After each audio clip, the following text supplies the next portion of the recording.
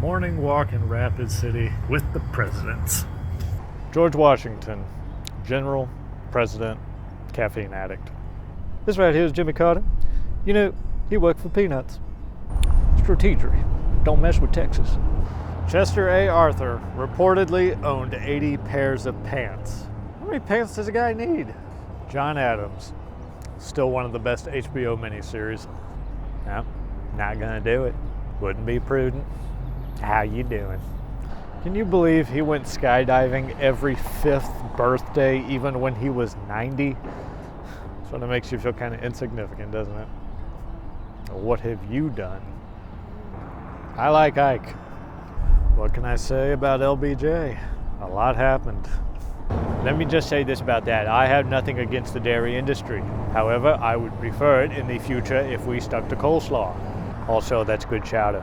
William Henry Harrison, longest inaugural address in presidential history, and he caught pneumonia on that same day because he didn't wear a hat and coat and died soon after.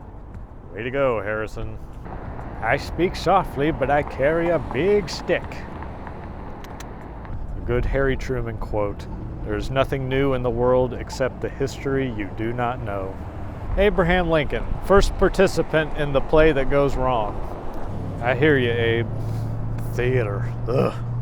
Gerald Ford passed away at the age of 93. He's Gerald Ford, and you're not. Say what you will about Bill, but he played a mean saxophone. Thanks, Obama. Alright, so after walking down the streets with their levity, I decided, because I hadn't gotten any photos of the inside of the hotel lobby yet, I'm like, ooh, I need to get some of the architecture and capture the history on camera, because this is really amazing. And there's also a wall showing just how many celebrities have been there. It's like, ooh, that's a bonus.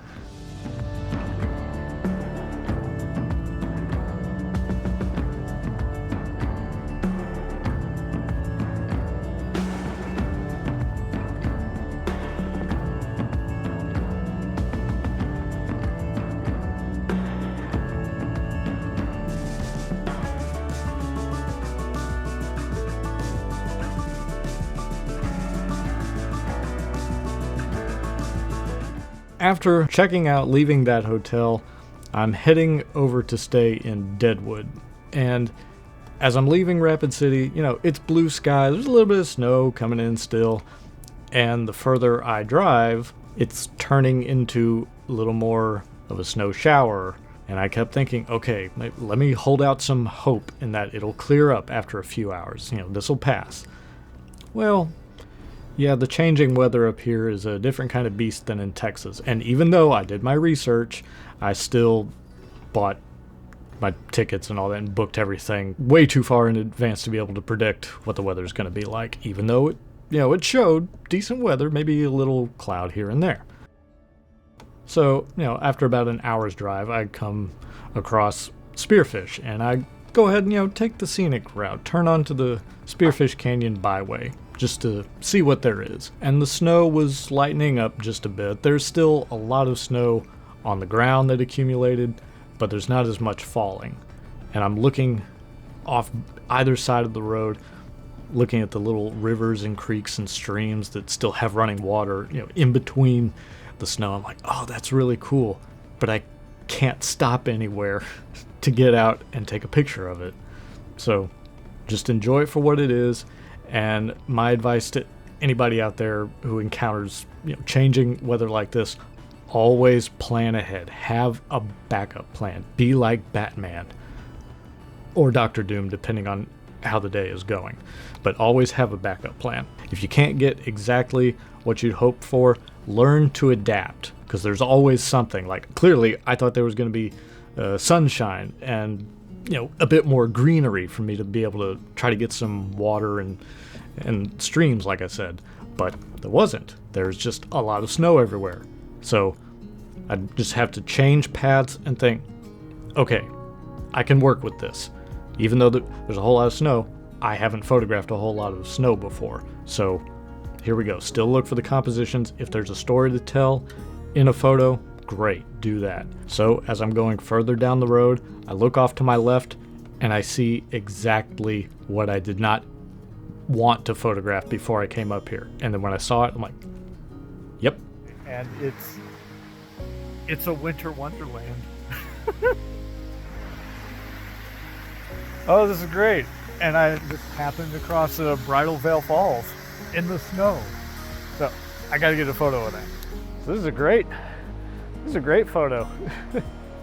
And the creek is still running nicely down below, but man, snow everywhere. And it's not sticking to the lens, which is great. I mean, it's not the sunny sky I was hoping for, down in Deadwood or down at, I haven't made it to Spearfish Falls. I've got a little time. I just hope the clouds go away. If not, yeah, it is what it is. This would be a very snowy calendar shot maybe, but I like it. I did a horizontal frame, did vertical frame. The composition is pretty straightforward, and I'm shooting on the R5, so I'm probably definitely gonna crop it in. But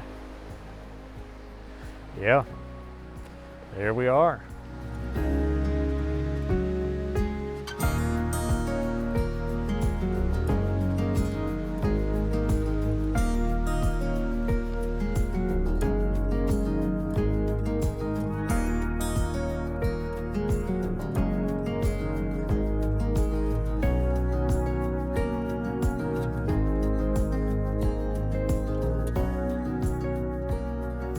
Walking in the snow, a lot more Christmas trees around here, and at the Spearfish Canyon restaurant and lodge. I'm at the observation deck. Thought I was gonna, look over, see the falls on the other side.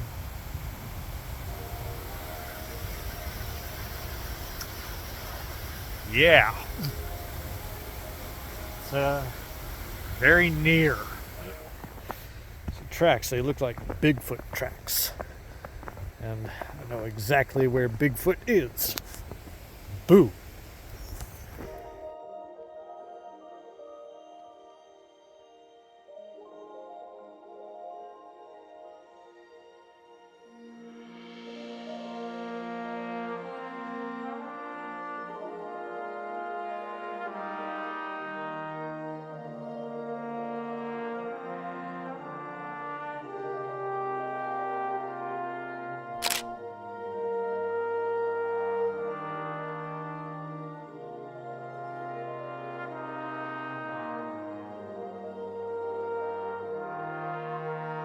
This was one of those moments that just hit me.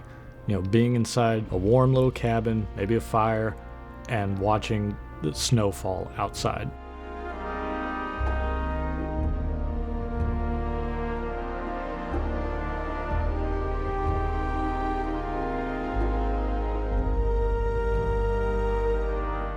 So, got to Deadwood, still winter wonderland there. Navigating my way through snow-covered roads. Interesting. Haven't really had to do that since the freeze in February 2021. Check into the hotel in Deadwood. I'm feeling in heaven because of all the history that's surrounding me. It's like, oh, this little mountain town.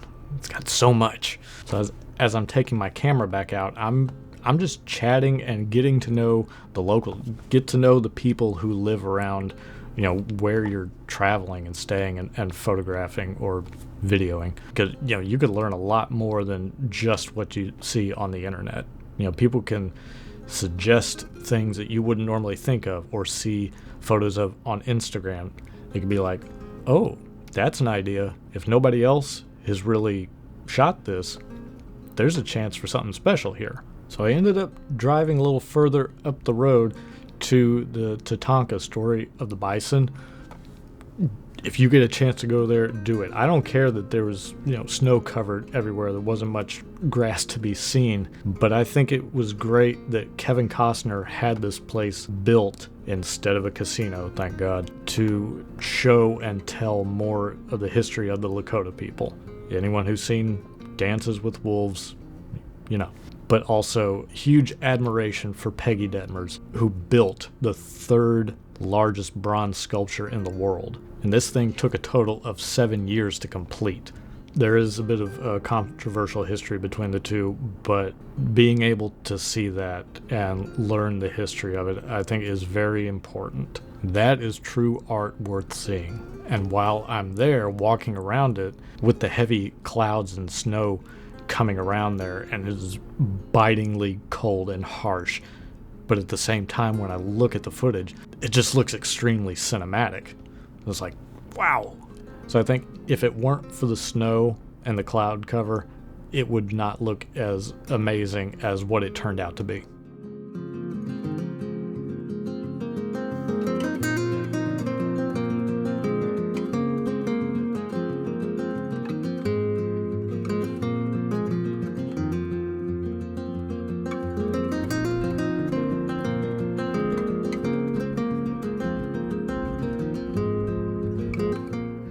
I'm going to go ahead and film this part with my phone just because I think it's a little more convenient than all the snow constantly getting on my camera.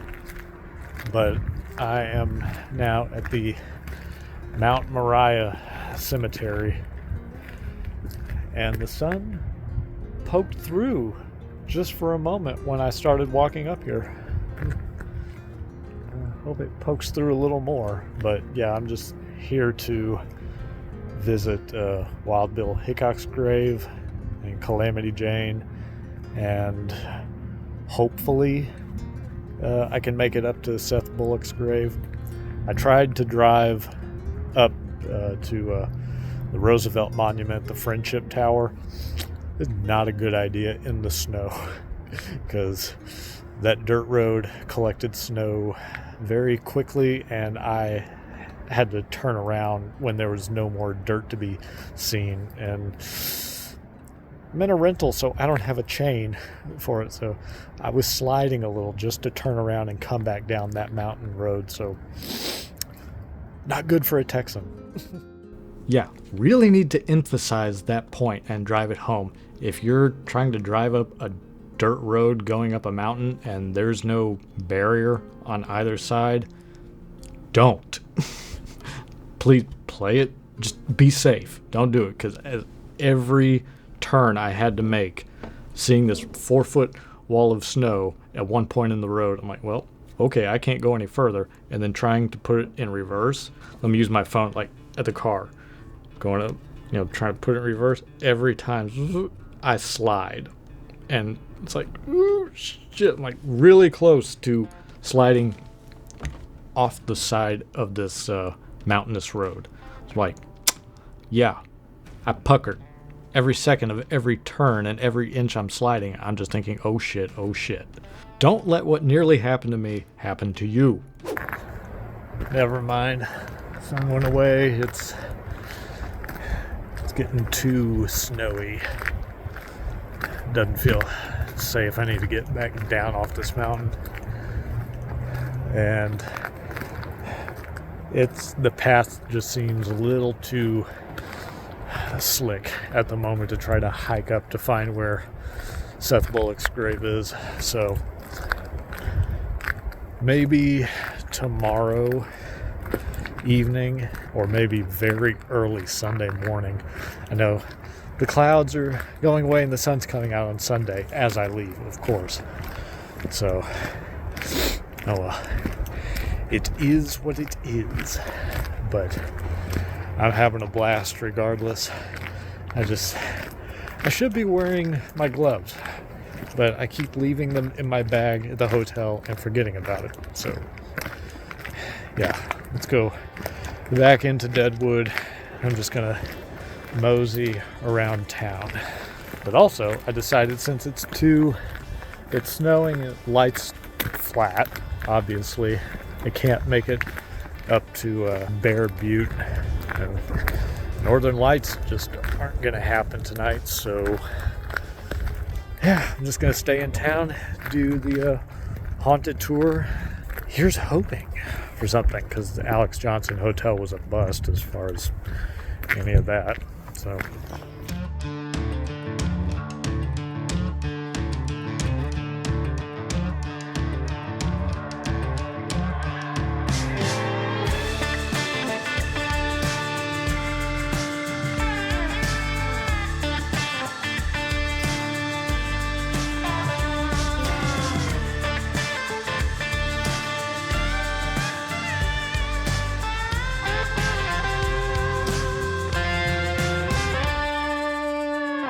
even at the cemetery, the snow was getting a little worse, or I should say the wind was getting a little worse. And just getting up the mountain road to that cemetery was almost as nerve-wracking because it was very steep, like San Francisco steep.